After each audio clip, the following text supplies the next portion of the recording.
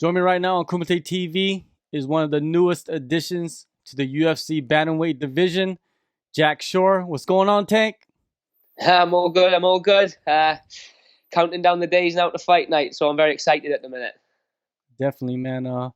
Before we get into your debut, I wanted to talk about your amateur career. You were 12-0. You're a IMF European champion.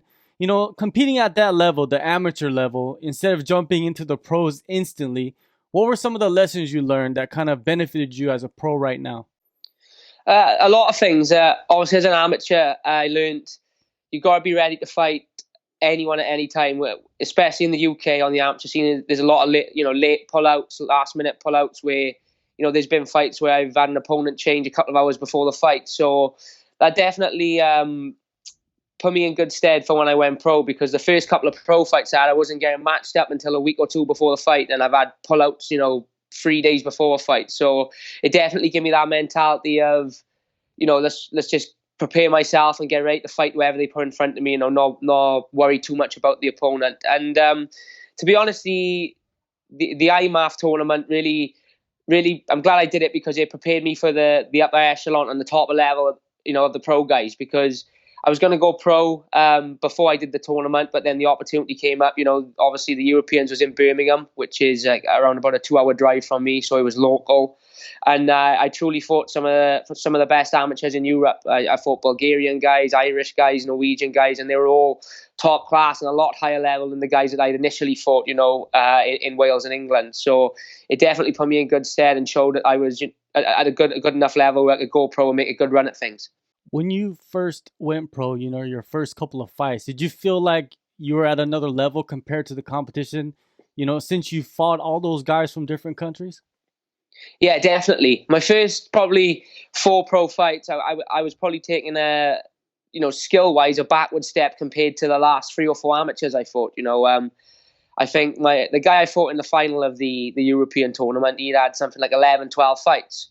Whereas, my pro debut, I fought a bit of a journeyman type guy, and then at 3-0, I fought a guy who was also 3-0. At 4-0, I fought a guy who was 3-0. So although they were ranked as pros, they were a lot less experienced, and I found a lot less skillful than some of the top guys that I fought, at the IMAF tournament. So it definitely, like I said, it got me used to fighting those top level guys. So then when I went pro, I knew the level I was at, and it just filled me with confidence, as I moved through the ranks.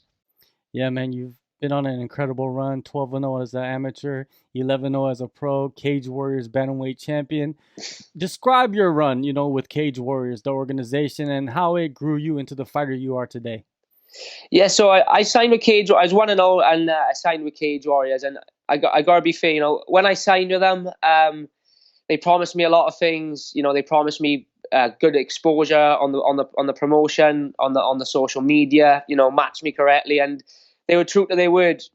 Everything they promised me, everything they promised me, they did, and it definitely helped me grow as a fighter. Because although I was fighting tougher tests every time, it was the right step up. I said to them when I signed, I don't want to be one of these guys who pads their record for 10, 11 fights and then starts fighting tough tests. I wanted to, although I was only 1-0, young in my pro career, I'd had their amateur experience. I wanted to get straight into the mix and straight into fighting the top European guys. And they did that. And, by fighting on Cage Warriors, they're on UFC Fight Pass and BT Sport in the UK. So it got me massive exposure as well, and it helped grow my fan base. And the way they matched me, led then to about a year ago, I got a title fight, and it's just blown up ever since there. I fought, I've took out the last two best guys behind me in Europe. So, they were never shy of putting me, although I was sort of their poster boy, so to speak, they were never shy of putting me in against stern competition who, had every chance of beating me. So as far as development for my career goes, it was a great move signing with Cage Warriors. And for anyone in the UK and Europe, who wants to make a name for themselves and progress to that next level, then they're the promotion to be without a doubt.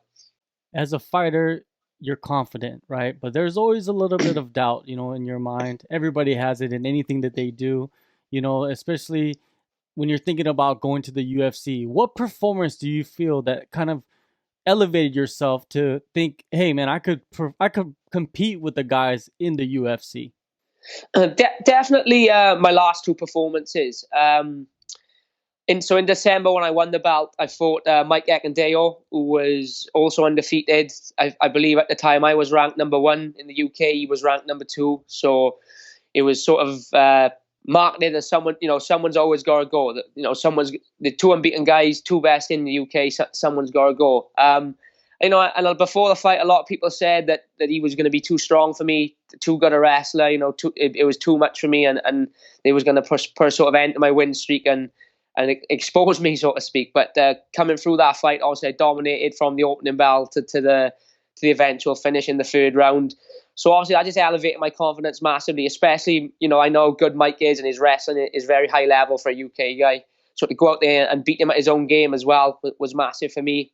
And then the fight after, my last fight when I fought Scott Malone, Scott's good in every area, good grappler, decent striker. So I got to show in that fight that I can fight to a game plan and fight, that I'm good in every area then. So I knew Scott was very good on the floor, so it made no difference to me keeping the fight standing until I was ready to advance and get that submission finish. So the last 2 fights definitely elevated my confidence. When I first went to the bantamweight division, I fought a UFC veteran, Vaughn Lee, who's a great guy. Vaughn Lee had 8 fights in the UFC. I was only 7-0 at the time. I was still young and bit of an up-and-comer. So fighting him as well, I took him 3 rounds and beat him on decision. So getting that win under my belt as well, that was when I started to think, I'm capable now of fighting these best guys in the world and capable of beating them as well with the skills I've got. Yeah, I believe that Vaughn Lee performance proved a lot, because you've been just finishing guys left and right, and then you go in there and you perform and you get that decision victory. So you kind of showed that you can go all 15 minutes and perform well. Yeah, it was a learning curve as well, that fight. Like at the time I was 7-0, 7 finishes. I think 5 of those was in the first round, or may even been 6 of those in the first round. So to go in there against a tough, durable guy like Vaughn Lee, although he wasn't on a great run of form, I was speaking to him after the fight. He said that the fight against me was make or break for him. He put a lot more into that fight than he had his previous couple. So to go the distance, I showed I've got cardio. I showed I can fight to a game plan for 3 rounds, and obviously I think he'd had 30 fights. I'd only had 7 fights, so I showed that I could compete with those more experienced guys as well. And like you said, it was a good learning curve for me, but for the people watching as well. You signed with the UFC in May. Did you immediately start training camp for your debut?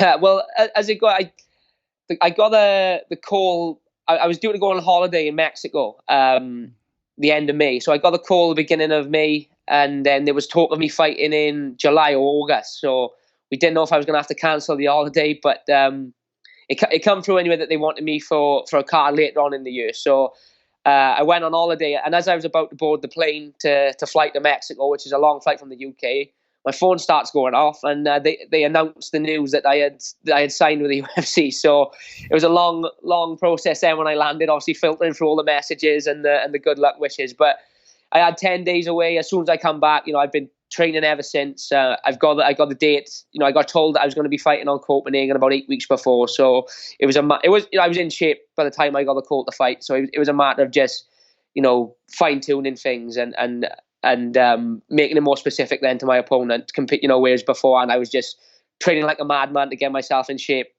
So I was ready to go at the drop of an hat. I saw that after you got back from your vacation in Mexico, USADA was at your door already. Were you surprised by that? Yeah, so I landed on the Sunday morning.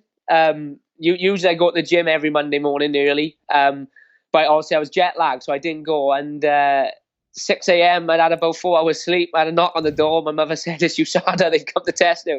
I thought that was a quick turnaround, but I think I've done a test Friday as well. So I've had 3 tests and I haven't even fought yet. So I don't know. I don't know if anyone's trying to get me in trouble with USADA or what. But they regularly visited me at the minute. But it's all good. I'm all for it.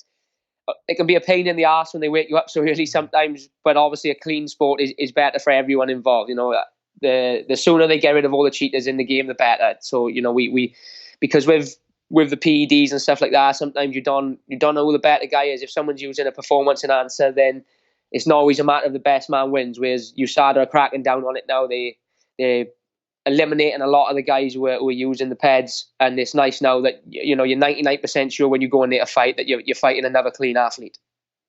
Yeah, I think that the UFC they're very careful now because it seems a lot of guys are getting busted by USADA before they even make their debut or even after their first fight, right? You've seen it a lot in the last year.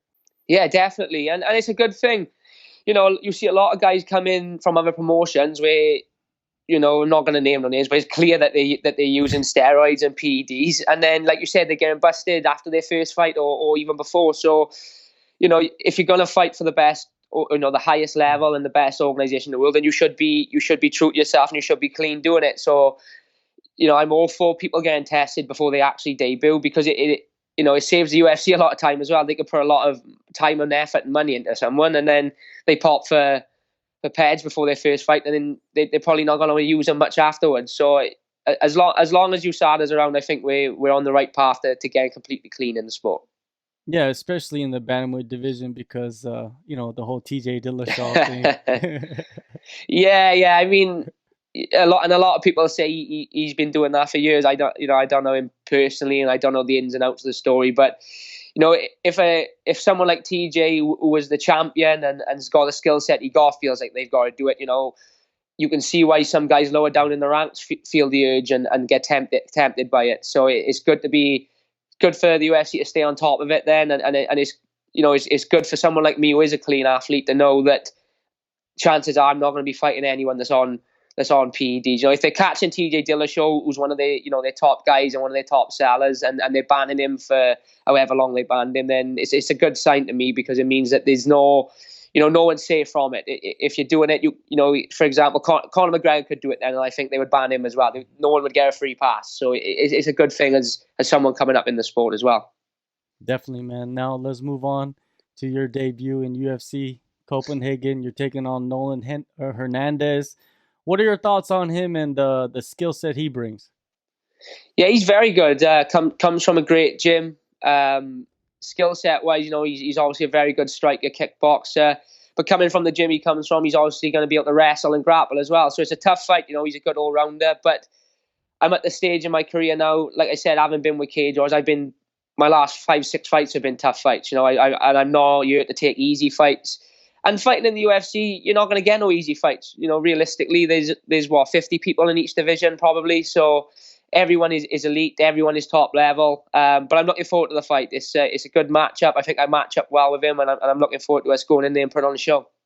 You probably checked out his promotional debut against Marlon Vera. He had some good moments in that fight. What did you think about that performance? Yeah, he looked good for the first round, especially. He was in the fight. He managed to end up in top position. He looked good on the feet. So there was a lot of positives there for him, especially when you consider how good Marlon Vera is and that he took it on short notice. So he's as good. He's as good as anyone in that division. I think. You can't take the fact he's 0-1 in the UFC. You can't take a lot from that because of obviously the loss has come to a guy who's in the top five, and it was a short notice fight. But he looked good in stages. There was things he could have done a little bit better, but for the most part, when you consider the opposition he had in front of him, he looked good. And credit to him to take a fight like that against someone who's as good as Marlon on short notice. He deserves credit for that too. When you visualize the type of debut you plan on having, what do you see? I see it going how all my fights go. I've got a lot of people coming from Wales. The card's only in Copenhagen. It's a 2-hour flight, so a big atmosphere always when I fight, a big buzz off the crowd, and just a fun fight to be involved in and a fun fight to watch. I don't like to be in boring fights. Then people, for us to make money, you've got to be entertaining, and people got to enjoy watching you. So I just envision me, bringing the pressure, setting a good pace, and just dominating the fight wherever it goes. He's a great opponent. He's tough everywhere, but I just think I'm a little bit better in each area, and I think on the night that's going to come through and eventually get me the victory, whether it be decision or finish. What is going to be your approach in the UFC? Are you looking to take your time and just build yourself up through the ranks, or do you want to shoot up right away, immediately into the top 10? You want to fight the best guys? Obviously, being young and hungry like I am, the urge is there. Like you said, you'll jump straight into the deep end, fight the top 10, top 5 guys, and climb the ladder as quick as I can. But then I've got a good team around me, a lot of old school coaches who keep me grounded. And at the end of the day, I'm only 24 years old. if you include my amateur record, I'm 24 and I've had 23 fights. So after this fight, I've had as many fights as I've had birthdays. So there's no real rush. There's no real rush for me. Obviously, I want to keep fighting better opposition every fight, especially if I keep winning. I want to move up the ranks, but again, there's no major rush. I got 10, 15 years left in the sport if I decide to do it for that long. So although I want to advance, I want to progress up that ladder towards the top spot. You got to do things correctly, and you got to take each fight as it comes. I don't like to look too far into the future. I like to just focus on the fight that's in front of me, and when that's out the way, go from there and decide what the next step is. Do you sometimes look at guys that kind of got pushed too early in the UFC and kind of their flame kind of burnt out, right? They faced too high skill, too high level of fighters in the beginning, and then now they're not in the UFC anymore. Because after you leave the UFC, it's hard to come back. Yeah, exactly. It's a tough road to get to the UFC, but if you get cut, then it's probably an even tougher road then to get back in the second time. So, people can be over eager sometimes, I think, and everyone wants the big paycheck, and everyone wants the top level of opposition, and everyone wants the title. But at the same time, you got to understand that it's a career, and it's our way of providing for our families. So, we've got as much as fighters, that's what we do. That's our urge we want to fight the best guy we can, and we want all these tough fights. But at the same time, you've got to have a business approach to it as well. You've got to be business minded and think that it's better to do this for a long time than to, like you said, have 2-3 fights against tough guys, lose them all, and then you're gone. You're better to I'd rather make sure I'm ready 100% to go in there, perform, and have every chance of beating these top level guys. When I do go in against them, rather than rushing in and getting outclassed. All right, one last thing before I let you go. Do you consider yourself a fighter or a martial artist?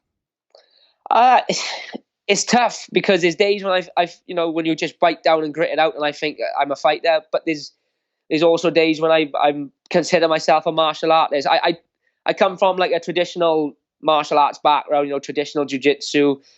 So I try to keep the martial arts ethos in my life, with the respect and being humble and respecting your opponent, respecting your coaches, respecting your gym.